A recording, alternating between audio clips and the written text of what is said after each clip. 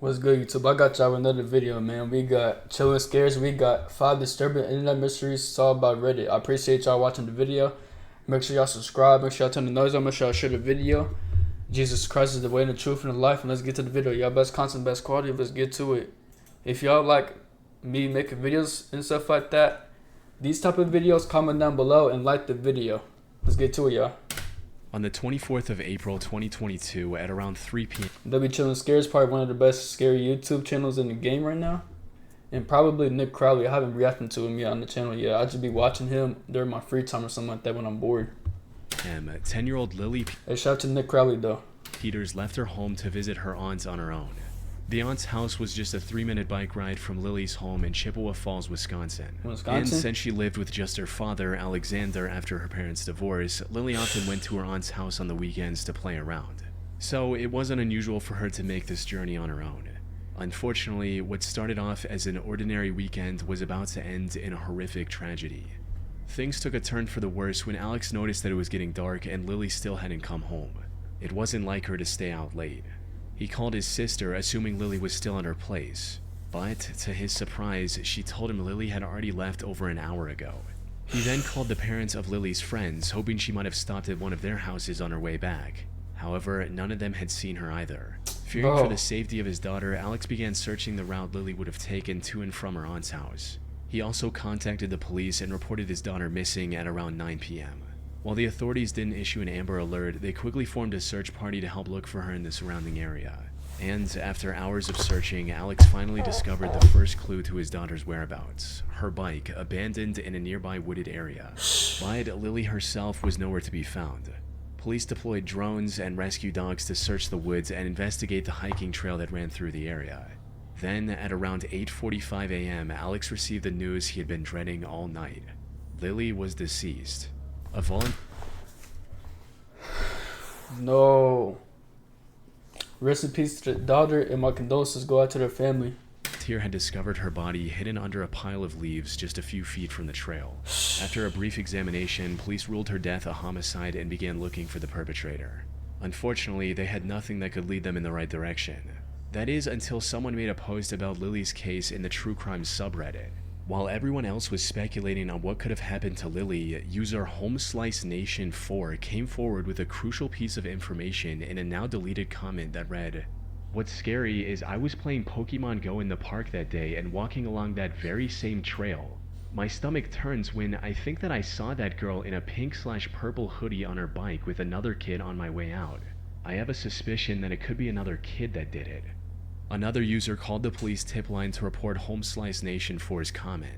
And to everyone's surprise, this was the breakthrough the investigators needed to solve the case. Because just a few hours later, police arrested Carson Peters Berger, Lily's 14-year-old cousin, as the prime suspect in her murder. Not long after he was taken into custody, Carson admitted to Bro, you could tell he did it, look, bro. everything. However, just what happened to Lily that night was more horrifying than anyone could have ever imagined. Oh, God. According to Carson, he followed Lily as she was heading home and told her to follow him into the woods. He'd been planning this for months. Nah, bro, this kid is, bro, a psychopath and a weirdo, bro. I'm sorry to say that, God. God forgive me, bro. You've been planning this for months. This was way more than premeditated. He had that shit planned out, everything like that before the months you even thought about. Bro. Oh, bro. Once they were off the trail, he punched her in the stomach, hit her several times with a large stick, and strangled her until she took her final breath. I mean, the kid's only 14, but bro, it doesn't matter, bro. That shit's fucked up, bro. He then went back home as if nothing had happened. But when he heard about the search for Lily, he panicked and went back into the woods to move her body further from the crime scene and hid it under a pile of leaves. Bro, why would you, bro? Though, all thanks to one Reddit comment, he was thankfully caught. Given the severity of his crimes and the fact that it was all premeditated, prosecutors decided to try Carson as an adult. He's still in custody, awaiting his trial set for some time in 2026. So this was recently type shit. Fuck, that's On May sad. 1st, 2013, Reddit user ShadyBusiness15 posted on the What Is This Thing subreddit, seeking answers for a strange device he found inside his power strip. The post read, "Violently blew a fuse in my extension cord, took it apart to see the damage, and found this inside." Alongside this, the OP shared pictures of 2 circuit boards connected to each other with wires, and what appeared to be a SIM card. He also cross-posted this in the Reddit Bureau of Investigation subreddit, where users noticed a microphone on one of the circuit boards and figured this was a spying device of some kind. For real? With one comment providing more details about how it worked, stating, "Your extension cord is a room bug. Someone calls the phone number on that SIM and the extension cord auto-answers and listens to the room." Put simply, one of the... So they basically hear anything that you're doing, bro. You might be doing this right now, and they probably hear you like, oh, my fault. Circuit boards was a cut-down version of a phone that used the SIM to transfer audio from the built-in microphone. The second board was a power delivery module, allowing the device to run directly off of the wall power without needing any batteries. However, this raised more questions than it answered, especially about the OP's true identity, with some users speculating if he was involved in some shady business. After all, why else would someone go through the effort of planting a bug to listen in on his conversations? That is but weird, according though. to a later comment, he was just a normal university student who was living in the university's dorms. And that... Bro, why wouldn't you do that to your own self if you're trying to record somebody or hearing audio? And that's just weird, bro. He took this extension cord from his home when he moved. Bud also mentioned that there are other people with access to his room who could have planted the bug without his knowledge. With this, the focus shifted towards finding... So he might have snuck in the college dorm rooms and just sneaked that shit in there. ...out who planted this in the OP's power strip and why. Some users suggested putting the SIM in a spare phone, but doing so only deepened the mystery further. Apparently, it had a 10-pound credit, suggesting that it was being used at some point. However, it didn't have any contacts, voicemails, or call logs. And judging from the network messages, the device had been active since October 2012. This also helped the OP retrieve the SIM's number, but calling it returned an automated message stating, "The service is now closed, and if you have voicemail, you can turn it on." Nothing else. The OP tried leaving it active in a spare phone as well, but even after days of waiting, he didn't receive any calls or messages. It's possible the person who planted it had already gotten the information they needed, or perhaps they found out the OP had discovered it and decided to back off. In either case, the OP's only remaining option was to contact the SIM's carrier, O2. Unfortunately, they weren't much help either. He would have needed a police warrant to access the call logs, something he didn't want to deal with. Without access to the call logs, the only real suspects OP had were his own parents. However, he didn't find the spy SIM's number in either of their phones when he checked later. This left a single possibility that's also the most likely explanation for the whole thing. Put simply, the spy device was never meant for the OP in the first place. As many on Reddit hypothesized, the bug was likely intended and used for corporate espionage at some point. From there, it somehow found its way into the OP's home. Maybe one of his parents brought it home from work or purchased it in a corporate clearance sale without realizing what it actually was. But by then, the device had already fulfilled its purpose and wasn't being used. Unfortunately, while Redditors were quick to identify and solve what the device was, they weren't able to find a concrete answer for who planted it and why. The last update from the OP was in May of 2013. Chances of getting an answer now, over 12 years later, are practically zero. On the morning of August 9, 2018, 66-year-old Susan Rainwater set out on her usual cycling route in Eatonville, Washington. But unlike the countless times she'd followed this routine, that day she didn't come home on time. Worried, her husband David Rainwater went out looking for her, only to come face to face with the aftermath of a tragic accident. Just off the side of the road, David discovered the mangled remains of his wife's bicycle. As he got closer, he saw an injured Susan lying on the ground not far from the bike. Sadly, it was already too late. Susan had succumbed to her injuries and passed away before David could get to her. He eventually gathered himself enough to call the police, who after examining Susan and her surroundings were able to piece together what had happened. And according to their investigation, this was a classic hit-and-run case. Susan was likely struck from behind by a fast-moving car, resulting in her getting severely injured. However, instead of stopping and helping Susan, the suspect decided to save himself and fled the scene. Unfortunately, there were no witnesses or nearby CCTV cameras, leaving investigators with no leads to follow. The only clue they found on the crime scene was this one piece of black plastic that likely broke off of the suspect's car from the collision. Investigators tried their best, but they weren't able to figure out what this was supposed to be, let alone what car it belonged to. With no other options, one of the troopers at the scene turned to the internet for help, stating, "Troopers and detectives are still looking for a black vehicle believed to be involved in this morning's tragic bicyclist fatality. If you know anything regarding this collision, please call the Washington State Patrol." While this post received little attention on Twitter, someone reposted the query on the What Is This Thing subreddit, where it went viral and received valuable input from hundreds of users. And it didn't take long for Redditors to figure out that this piece came from the car's headlight bezel, as it had the notch used to access the headlight adjusting screws. However, figuring out what car this belonged to was still going to be a tall order. After all, there are dozens of manufacturers with hundreds of different models, not to mention aftermarket parts, which would have been practically impossible to track down. But just when it seemed like all hope was lost, the post reached perhaps the only person capable of identifying the suspect's car model from that tiny broken piece. 2 hours after the original post was made, user Jeff's Nuts dropped a comment that single-handedly brought the search to a close. As it turned out, Jeff was a state inspector in Maryland, where his job was to make sure vehicles were up to code before issuing registration. So he'd seen his fair share of headlight bezels at work. And according to him, the people... Bro, he basically hit a run in a probably second-degree murder. Police found belonged to a 1988 Chevy Silverado. After spotting the resemblance, users forwarded the information to the investigators, prompting a search for a vehicle that matched this new description. Then, just 5 days later, the state trooper announced what everyone was waiting for. They had located the vehicle that struck Susan and arrested its owner. The man responsible for her death was 37-year-old Jeremy Thomas Simon. He first claimed that he had fallen asleep at the wheel and thought that he'd hit a deer instead of a person. However, his story later changed to where he knew he hit a person, but didn't get out to help because he, quote, did not want to see a body. It was clear he was just making excuses, since authorities also found a small bag of hard drugs in his car, suggesting he may have been under... Bro, do not drink and drive, and do not take no drugs when you're driving, bro. ...the influence at the time of the crash. In the end, he was sentenced to 4.5 years in prison. Only 4.5 years, and he killed a lady that was riding a bike and he ran her over and then she was dead from her injuries, bro? Only 4 years? Nah, bro. That's at least had to be 15 or 25, bro. You was under the influence, probably on drugs or on alcohol. You killed a lady on a bicycle, and you did a hit and run.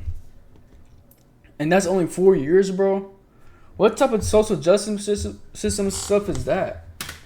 Not exactly a harsh penalty for a deadly hit and run, but it is better than nothing. Especially considering that if the Reddit user Jeff hadn't identified the make and model of Simon's vehicle... Hey, shout out to Jeff or whoever posted that. ...and posted his findings to Reddit, there's a good chance he would have gotten away with it entirely. Shout out to dude. In October 2024, someone noticed that one of their electrical outlets in their home looked different from the other. Type shit. Hold on, I'm gonna get back real quick.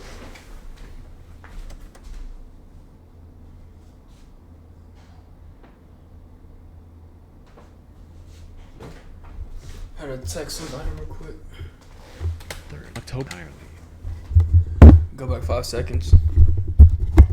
In October 2024, someone noticed that one of their electrical outlets in their home looked different from the others. For real? It looked like it had a camera inside, but it wasn't super on. Oh, y'all see that? The little, oh my gosh.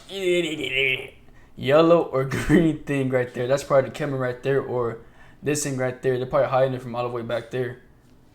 Yes. So they turned to Reddit and posted photos of the outlet, hoping someone would either confirm or deny their suspicions. They also explained their situation further in a comment reading, "I've had a stalker in my apartment broken into in the past. I got a camera detector for peace of mind, not knowing it would read anything, but it led me to this and detected radio waves and reflected back with the infrared.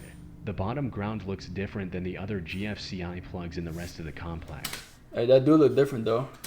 Right away, several people agreed with the OP. Oh, y'all see that? That's the camera right there. So when it inserted, you know, like the little bottom thing, I wonder if you put it inside there, pause, it just plugs in and then you can't see it unless it's like that. Only got like that and see like half of what's going on. And that something was definitely off about the outlet.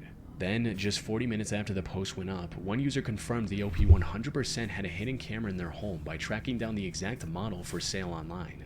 And according to its product page, it's a wireless camera that could transmit 4K video completely over Wi-Fi. 4K? Even the OP's history with it. Completely 4K is crazy, I ain't gonna lie. Stalker, the same person was likely behind installing the hidden camera as well. Many strongly suggested the OP. Do y'all think this is a landlord, or there was a creeper that was inside a house just stalking and he somehow did that, or she did? Get out of the house and call the police. Unfortunately, what happened next remains a mystery. The account that made the post was a throwaway the OP created solely for this purpose, and after confirming their suspicions, they never posted any new updates. Damn. It's crazy. Come on, Chillin' Scares.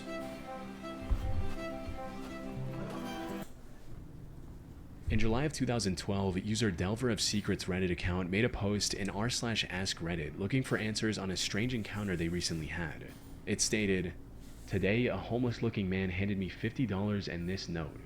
Do any of you have any idea what it means?" A homeless man giving you $50 is crazy. Dear Reddit, I work in New York City and was dragged into a very curious situation today. I was taking the 1 train from Midtown to the financial district, and as usual the train was pretty packed. I bumped into a raggedy dressed man as we got on, and he shot me a quick... Raggedy dressed man is crazy. The dude is obviously homeless, he ain't got no other clothes to wear, that's crazy, bro. Smile. I thought nothing of it until he went to get off at 14th Street, and he handed me a $50 bill along with a note. Before I could even... 13427-13600. Is that a phone number, or that's it? What's it called without context, and he just put random numbers in there? Opened my mouth to ask him a question, he was gone. Below you find pictures of both the front and back of the note. I've been looking at the note all day, and needless to... GNITSERRALPODXYX. No, ZYX. WVQU. MKJ8. No, HFCB. Say I have no idea what it means. It's handwritten on a 3x3 square piece of paper with no identifying marks and no watermarks. There's a hand-drawn grid, and at a couple of spots the cells of the grid are combined. The note has random characters written throughout it, and the bottom quarter is filled with random shapes and numbers. Maybe I'm just reading way too far into things, and he was just another crazy New Yorker, but I figured it would be neat to see if anyone has run into this similar situation. Do any of you have any idea as to what the note said? Hey, that is pretty strange though. As if anything? After taking a good look at both the note and the $50 bill, some users figured out that the note was what's known as a bifid cipher, and deciphering it revealed a message that read, "There's plenty more money to make. Figure this out and prepare to meet July 19, 56 and 6 hot dog stand outside Rue 57 Cafe. Ask for Mr. Input." However, before anyone had the time to figure out the true meaning behind this note, Delver of Secrets received a coded message on Reddit. For real? It was likely from the same guy that handed him the note earlier that day. When decoded, this message read, "You have managed to find the message with the help of friends. You changed the rules, now so will I. July 12, 4 p.m. Find the Blue Jay at 6.5 and 56 and tell him you are the last." This was packed with clues pointing in multiple directions. What does this mean? For starters, 6.5 and 56 corresponded to 6.5 Avenue on 56th Street in New York. And at that location, there was a salon named Gotham Skincare.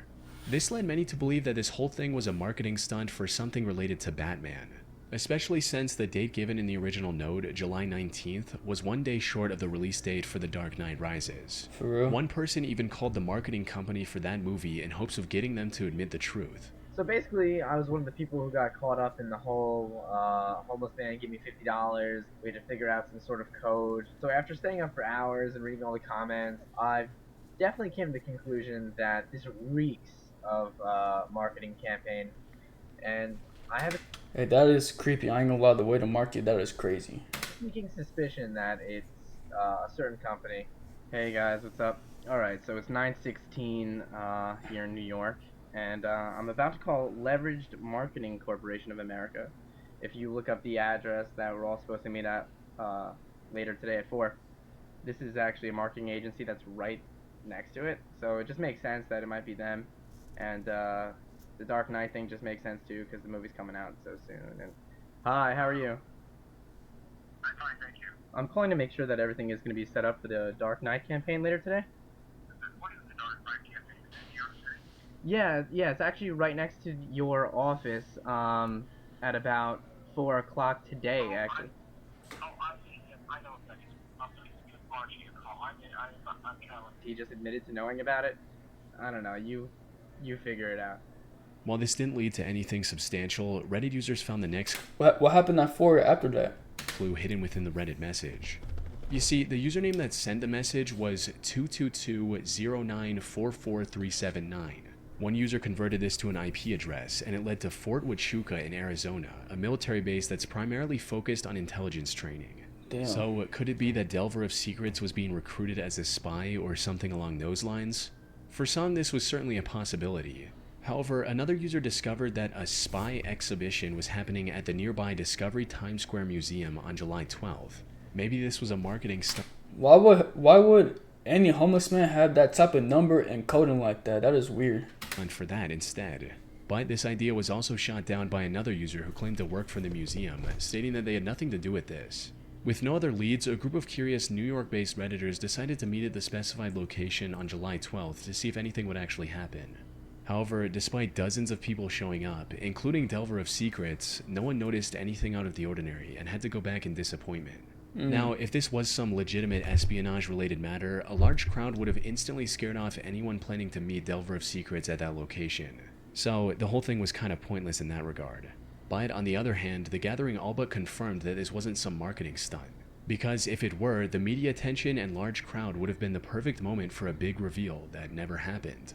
Then, something happened that no one saw coming. For real? On July 13th, Delver of Secrets removed everything from his post and replaced it with a single ominous passage reading, "Received a phone call today threatening violence against me and my family, going as far as to name..." Whoa! That happened way too fast. Received a phone happened that no one saw coming.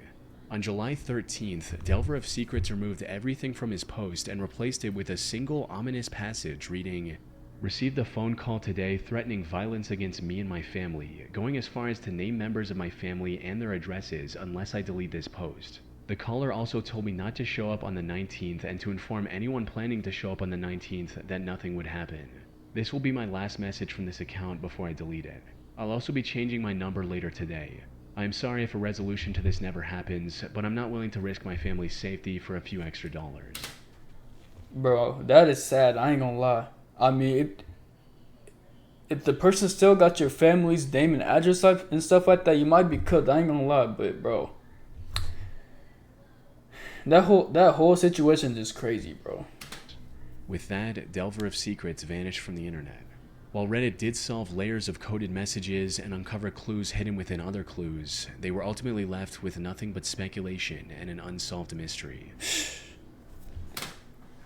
Hey, these stories were crazy. I ain't gonna lie. Shout out to Chillin' Scares. This was a good video. But hey, I appreciate y'all watching the video. Make sure y'all subscribe. Make sure y'all turn the noise on. Make sure y'all share the video. Jesus Christ is the way and the truth of the life. And I'm gonna see y'all next video. Love y'all.